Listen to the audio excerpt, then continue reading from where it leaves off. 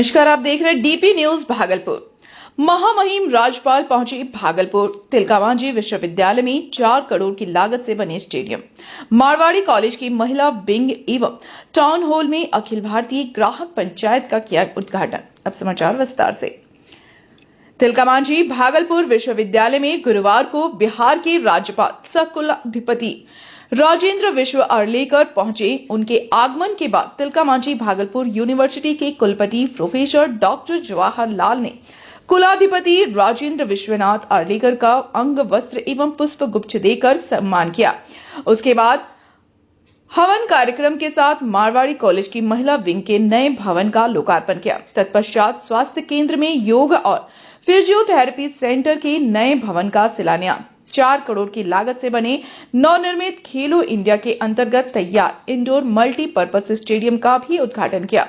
कुलाधिपति ने अपने संबोधन में विश्वविद्यालय के कई मुद्दों पर नाराजगी जाहिर की। साथ ही उन्होंने बिहार को खेल में बढ़ावा देने को एक अच्छी पहल बताया। इस मौके पर भागलपुर के सांसद अजय मंडल, डीएम, एसपी सहित कई राजनीतिक दल के लोग और विश्वविद्यालय कर्मी, प्रोफेसर समेत दर्जनों की संख्या में लोगों की मौजूदगी थी। क्या कुछ कह रहे हैं कुलाधिपति राजेंद्र नाथ, सुनिए। यानी हमको कितनी जरूरत है किसी चीज की, इसका संयम हमारी संस्कृति ने हमको सिखाया है। हमारे ऋषियों ने, मुनियों ने हमको सिखाया है। हमारे साहित्य ने हजारों वर्षों से जो आए हैं, उन्होंने बताया है कि आपको जितनी जरूरत है, जितनी आवश्यकता है, उतना ही उपभोग ले लीजिए। बाकी सब व्यर्थ है, अनावश्यक है।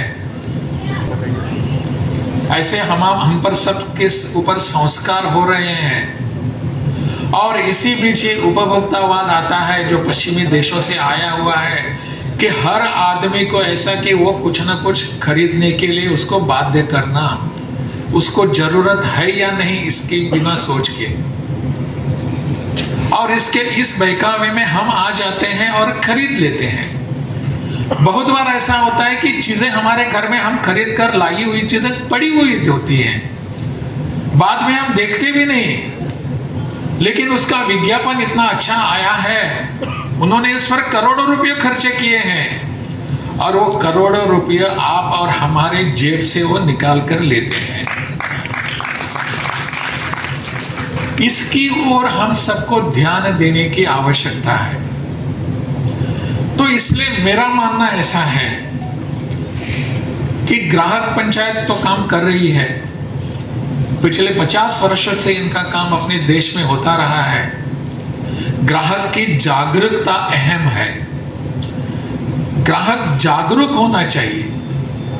ग्राहक की जागरूकता करने के कार्यक्रम हमारे यहाँ होने चाहिए और मैं मानता हूं, और ये कार्यक्रम ग्राहक के जागरण का कार्यक्रम, वो ऐसे बंद कमरों में नहीं होना चाहिए। मुक्त वातावरण में जहां ग्राहक होते हैं वहां जाकर उसको बताने की आवश्यकता है। थोड़ा सा कैंपेनिज्म हो सकता है, लेकिन वहां उसको बताने की अभी आपकी लूट कहां हो रही है, बातें चीजें खरीदनी है, इतना ही मैं जानता हूं। लेकिन आप सब मुझसे भी ज्यादा सुबुद्ध हैं। आप जानते हैं कि ग्राहक का वास्तव में ग्राहक का रोल क्या होता है, ग्राहक का दायित्व क्या होता है। अन्य सभी लोगों का दायित्व तो बनता है, उसके बारे में हम चर्चा भी करते हैं, कुछ बातें समझाते भी हैं बाकी के लोगों को, परंतु ग्राहक का रोल क्या होता है, उसका इस माध्यम से उसने क्या करना चाहिए, यह सब आप भली भांति जानते हैं। अभी अरुण देशपांडे जी बता रहे थे ना कि किन किन विषयों पर हम सबको ध्यान देना है। हाँ, आज नहीं और कुछ दिनों के बाद, कुछ वर्षों के बाद इसको हम देखेंगे, ऐसे नहीं है। हमारे दैनंदिन जीवन को स्पर्श करने वाले विषयों के बारे में हम सबको जानकारी होने की आवश्यकता है। आजकल ऐसा हो रहा है कि जिसे अंग्रेजी में कंज्यूमरिज्म कहते हैं, उपभोक्तावाद या उपभोक्ता की एक प्रणाली,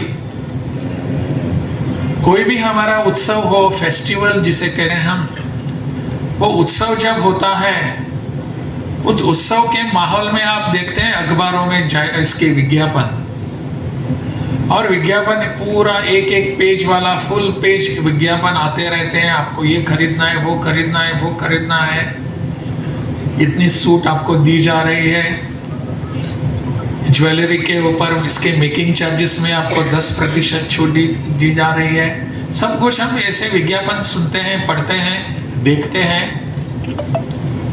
इन सभी विज्ञापनों में इस कंज्यूमरिज्म के लिए एक बात छिपाई जाती है कि ग्राहक को वास्तव में लाभ क्या मिलने वाला है, या कोई भी किसी को कभी भी नहीं बताता। आपको छूट कितनी मिलने वाली है वो बताते हैं, वो वास्तव में छूट है या लूट है इसके बारे में कोई चिंता नहीं करता। क्या होता है वो पता नहीं होता हम सबको, लेकिन इस पे बहकावाने में हम आ जाते हैं और हम छूट के लिए वहां दौड़ के जाते हैं। के साथ साथ बड़ी रकम का भी धनोपार्जन किया है। जहाँ तक बिहार की बात है, बिहार में खेल प्राचीन काल से ही से लेकर आधुनिक काल तक विभिन्न बिहार राज्य खेल परिषद, बिहार राज्य खेल प्राधिकरण का गठन किया गया है, और राजगीर में खेल अकादमी, खेल परिसर के अलावे करीब 24 तरह की